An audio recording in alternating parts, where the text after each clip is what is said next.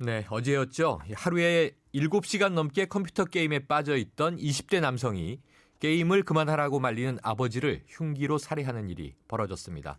최근 사회적 이슈가 된 아동학대 사망 사건의 부모들 또한 게임 중독인 경우가 많았는데요. 이 게임 중독이 가져오는 문제점에 대해서 유우경 한국 온라인 게임 중독 예방 연구소장 연결해서 이야기 나눠보겠습니다. 유 소장님 나와 계십니까? 네, 안녕하세요. 네, 안녕하세요. 네. 자, 현재 우리나라에 이 게임 중독에 빠진 사람이 그렇게 많은가요? 네, 그렇습니다. 다른 나라와 비교했을 때 꽤 높다고 하던데요. 어느 정도로 네. 심각한 상황으로 보세요? 네, 작년에 발표된 자료를 보면요. 네. 한 68만 명 정도가 네. 이 게임을 중심으로 한 중독에 이른다라고 할 만큼 그 심각성이 크다라고 이야기할 수 있는데요. 네.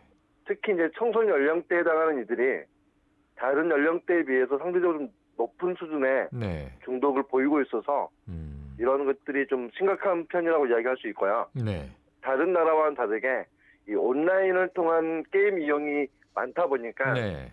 상대적으로 좀 이 중독 수준이 좀 높다라고 볼 수 있을 것 같습니다. 아, 그렇군요. 우리나라가 PC방도 많고 말이죠. 네, 그렇죠. 그럼 앞으로 청소년들이 자라면서 점점 그 인구가 늘어날 수 있겠는데, 네, 그렇죠. 자, 이 게임 중독으로 인한 사회적 비용도 만만치가 않겠네요. 네, 그 몇 년 전 2011년 전을 기억하는데요. 네.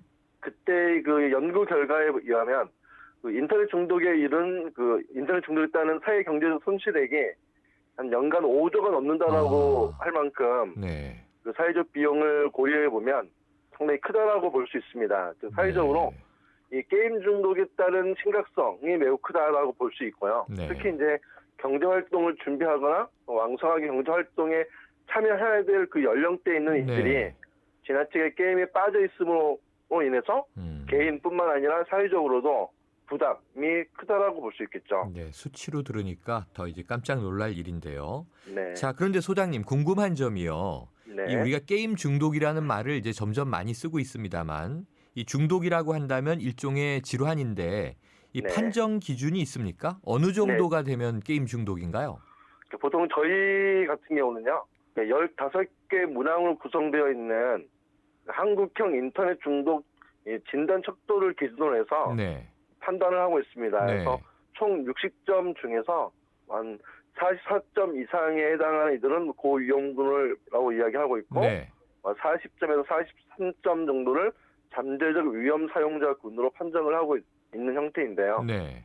일상에서는 쉽게 생각해 보면 하루에 3시간 이상을 게임을 많이 한다든지 네. 또는 사용하는 말 중에 게임상에서 존재하는 말들을 지나치게 많이 사용하면서 관심을 보인다든지 네. 이런 것들을 보면서 가시적으로 게임에 따른 문제가 있을 수 있겠다라고 판단할 수 있는 네. 그런 측면이 있다고 볼 수 있겠습니다. 그렇군요. 자, 척도도 있고 그리고 하루에 3시간 이상 또 게임 용어를 많이 쓰는 이 증상이라든가. 자, 그러면 이 게임 중독에 빠지게 되는 단계 같은 것은 좀 어떻습니까? 이 다른 중독과 달리요.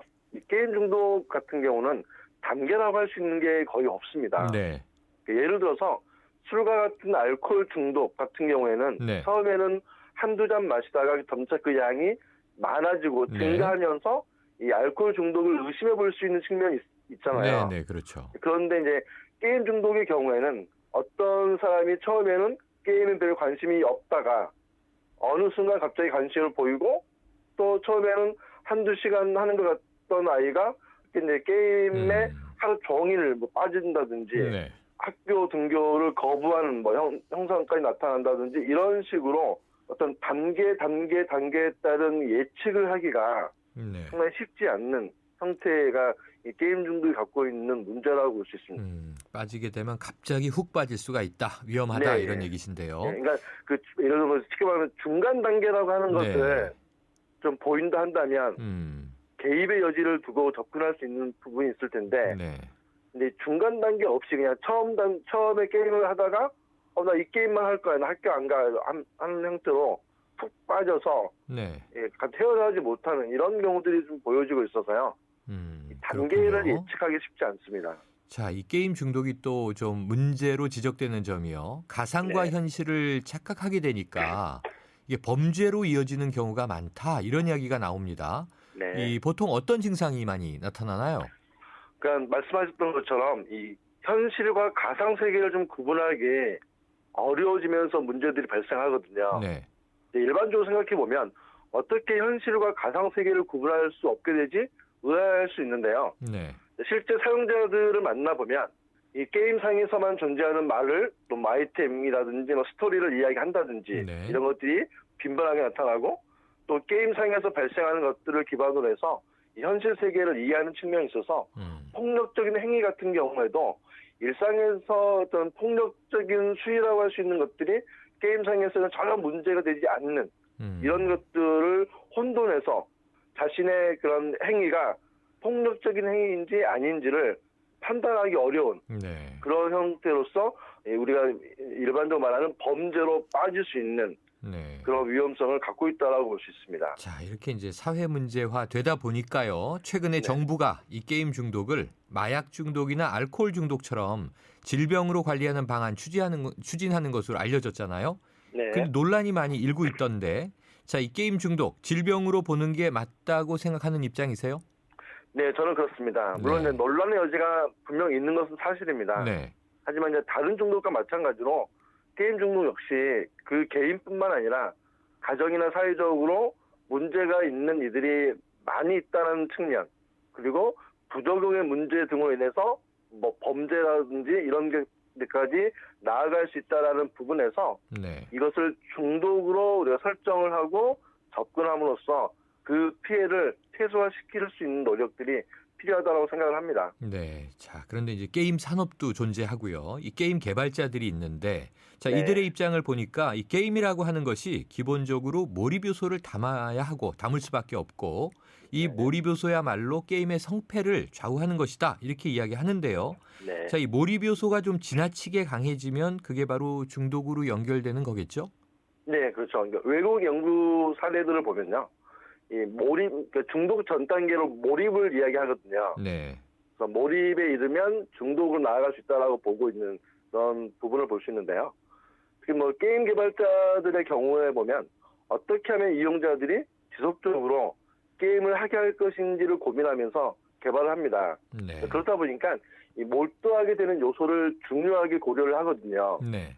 뭐 예를 들어서 재미라든지 보상이라는 것을 생각해 보면 일상에서 얻을 수 있는 재미, 일상에서 취할 수 있는 보상 수준을 이 게임상에서는 훨씬 더 뛰어넘는 형태로서 잘 제공해 주려고 하는 네. 그런 요소들을 담고 있고, 그런 여러 가지 요소들이 잘 이게 접목이 되면서 이용자들로 하여금 지속적인 이용을 하게 만드는. 네. 그래서 게임 개발 업자 쪽에서는 중독이라고 하기를 꺼려하긴 하지만 네. 어쨌든 이 중독에 이를 수 있는 요소를 어떻게 개발하고 이것을 가미시킬 것인가에 대해서 많은 노력들을 하고 있는 것은 부인할 수 없는 사실인 것 같습니다. 네. 자, 소장님, 우리가 이야기하고 있는 이 게임 중독하고요. 또 인터넷 중독은 좀 다른 건가요? 아니요, 쉽게 생각해보면요. 네. 인터넷 중독은요, 게임 중독의 상위 개념이라고 볼 수 있습니다. 네. 즉, 게임 중독은 인터넷 중독의 여러 하위 영역 중에서 하나라고 할 수 있는데요. 네. 그러나 이제 인터넷 중독을 이야기할 때는요, 주로 게임을 중심으로 한 중독이라고 할 수 있기 때문에 인터넷 중독과 게임 중독 유사한 네. 형태로 이해하는 것이 바람직할 것 같습니다. 네. 자, 요즘에는요, 이 온라인 게임만큼이나 이 모바일 게임에 중독되는 사례도 많다고 하던데요. 네. 이 컴퓨터를 이용한 게임 중독은 이 공간과 접속에 제한이 있지 않습니까? 네. 그런데 이 스마트폰은 이제 늘 손에 쥐고 다니니까 이런 제한도 없고 중독의 위험성이 그럼 더 큰 거 아닌가요? 네, 그렇죠. 이 스마트폰 같은 경우는 우리가 흔히 1인 매체, 또 1인 미디어 기기라는 그 특성을 갖고 있다 보니까 네. 이 PC보다는 중독성이 더 클 수밖에 없는 것이 사실입니다. 실제로 인터넷 중독 실태 조사를 보면 해마다 인터넷 중독 수보다는 스마트폰 중독 수가 훨씬 더 증가하고 있는 추세이거든요. 네. 그런 부분에서 스마트폰이 갖고 있는 공간과 접속의 제한, PC보다는 또 이제 인터넷이나 그다음에 게임 보다는 중독의 위험성이 더 많이 노출되어 있다라고 이야기할 수 있을 것 같습니다. 네. 자, 소장님 이제 문제점 많이 짚었고요. 이게 심각하다는 것은 알겠는데 그렇다면 이 게임 중독을 예방할 수 있는 방법 어떤 게 있습니까? 네, 게임 중독을 예방할 수 있는 방법을 이야기한다고 하는 게 참 어렵습니다. 네. 다른 물질 중독처럼 격리시킬 수가 없기 때문에 네. 예방하는 방법이 참 어려운 것이 사실인데요. 네, 따라서 일반적으로 우리가 이 게임 중독을 예방할 수 있는 방법을 이야기할 때 저는 두 가지를 이야기하고 싶은데요. 네. 첫 번째는 일단 게임을 지나치게 하다 보면 중독에 이를 수 있다라고 하는 인식이 먼저 필요할 것 같습니다. 네. 그리고 다음으로는 이 올바른 생활 습관이 필요할 것 같은데요. 네. 틈만 나면 그리고 늦은 시간까지도 PC를 이용하거나 아니면 스마트폰을 이용하는 습관이 형성되지 않도록 그 개인뿐만 아니라 가정에서의 노력이 필요하다고 생각할 수 있을 것 같습니다. 네. 특히 청소년들 같은 경우에 이 가정 내에서 학부모들과의 나름 전쟁을 벌이고 있는 부분이 분명 아이들이 잠을 잔다라고 침대에 누워 있는다고 생각하지만 네. 또 그 아이들은 이제 침대에서 스마트폰을 가지고 밤 늦은 시간까지도 네. 이용하는 이런 부분들이 발생하고 있기 때문에 이런 것들이 아이들이 습관화되지 않도록 어떤 가정에서 노력을 할 필요가 있다라고 생각합니다. 알겠습니다. 인식과 습관이 중요하겠군요. 오늘 말씀 네. 감사합니다. 네, 감사합니다. 지금까지 유경 한국 온라인 게임 중독 예방 연구소장이었습니다.